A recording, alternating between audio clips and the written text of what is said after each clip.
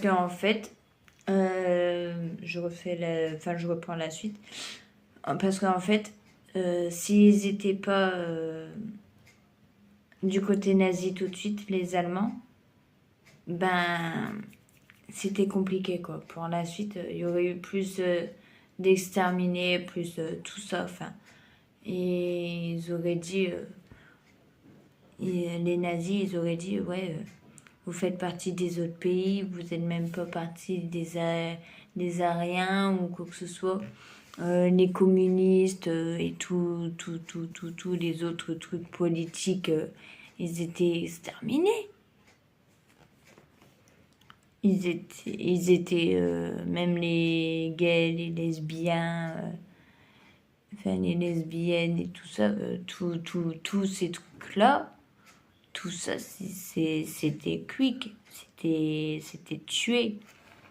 Et au final, ben, ce qui a été bénéfique pour certains, c'est le travail, parce que ça leur a sauvé la vie et parce que ça a permis qu'ils soient encore là pour en causer des années plus tard, enfin 80 ans après.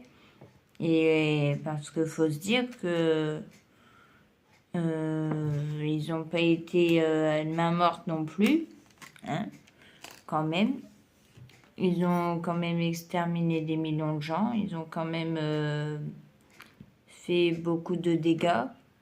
Ils ont fait énormément d'extermination dont les personnes alors d'aujourd'hui regrettent. Il y a un qu'on appelle le tueur de lions qui avait tué Jean Moulin, donc qui s'appelle Klaus Barbie.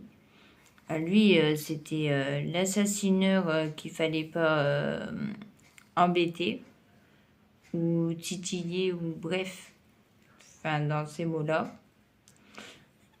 Parce que lui, il n'avait aucune pitié, il a été retrouvé, je crois, une quarantaine d'années après ou cinquantaine d'années après.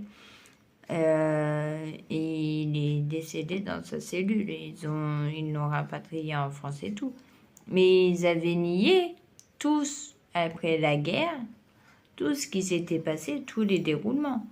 Lors du tribunal de Nuremberg, enfin lors du jugement à Nuremberg. Nuremberg qui est un lieu qui était assez mythique, parce que c'est où tout avait commencé aussi. C'est où Hitler avait